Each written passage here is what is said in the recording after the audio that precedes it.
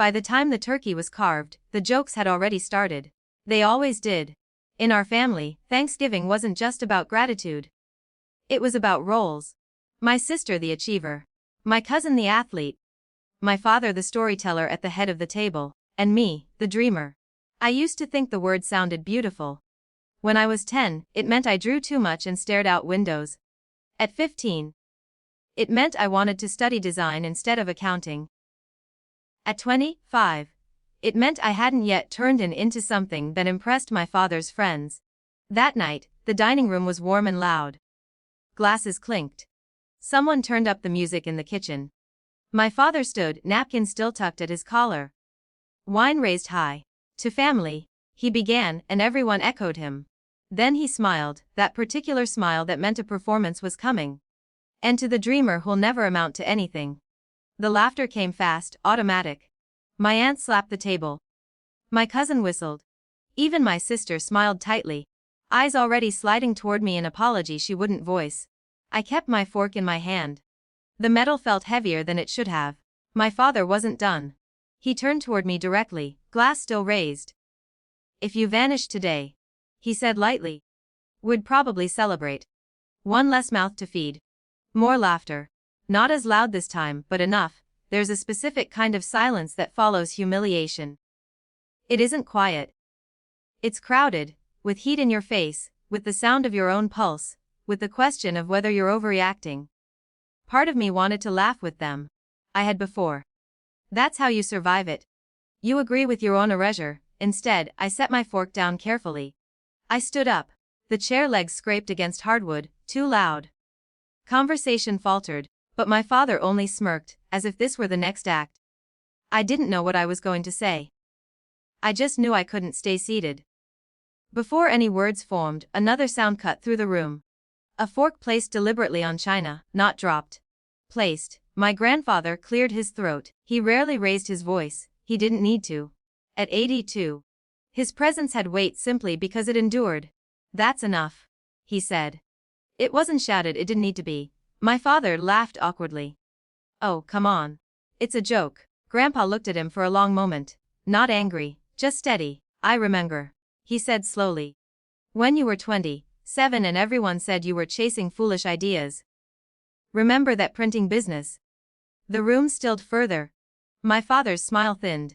That was different. No, Grandpa replied. It wasn't. He shifted his gaze around the table, making eye contact with each person who had laughed. You borrowed money from me. He continued. He stayed in my house. Your uncles said you were irresponsible. A dreamer. The word landed differently this time. I never stood up at a table. Grandpa said. And told the room I'd celebrate if you disappeared. The air changed. You could feel it like a door opening somewhere unseen. My father set his glass down harder than necessary. Dad, it's Thanksgiving. Yes, Grandpa said, it is. He pushed his chair back and stood. The movement was slow but deliberate. He reached for his coat hanging on the back of the door. If this is how we speak to our children now, he said quietly, then I won't sit at this table. That was the dramatic. Not explosive. Just unmistakable. My grandfather, the oldest voice in the room, the one everyone deferred to on stories and traditions, was prepared to leave his own son's house over a joke. No one laughed. My aunt stared at her plate. My cousin suddenly found the gravy fascinating. My sister looked at me openly now. Not with apology but something closer to recognition. My father's face had gone pale beneath the flush of wine. You're overreacting, he muttered. Grandpa buttoned his coat. No, he said. I was quiet for too many years. That's the overreaction. The room absorbed that. He turned to me then, not dramatically, not inviting applause. You don't have to vanish, he said. Not from this family. It wasn't a speech. It was a correction. I hadn't realized until that moment how alone I had felt in that role, the family punchline, the safe target. It wasn't just the jokes. It was the agreement around them. The way everyone participated by not objecting. Now someone had objected, publicly. My father opened his mouth, then closed it. There was no clever recovery. No way to turn it into humor without looking small. Dinner didn't resume. Plates cooled. Conversation splintered into awkward logistics. Within half an hour, People began gathering leftovers into containers. Grandpa stayed. He took off his coat again eventually, but he didn't sit back down at the head of the table. He sat beside me instead. No one announced that the tradition had shifted, but it had. In the weeks after, my father didn't call. Pride is stubborn. Some relatives texted me. Small messages, careful ones. He didn't mean it. You know how he is. As if endurance were virtue, Grandpa called instead. He'd keep working, he told me. Dreamers build things other people don't see yet. He didn't ask me to forgive anyone. He didn't tell me to confront my father.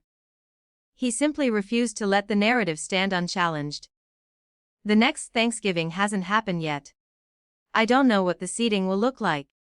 I don't know whether my father will try again to turn me into a story everyone can laugh at. What I know is this. If he does, the silence won't be unanimous. And that changes everything.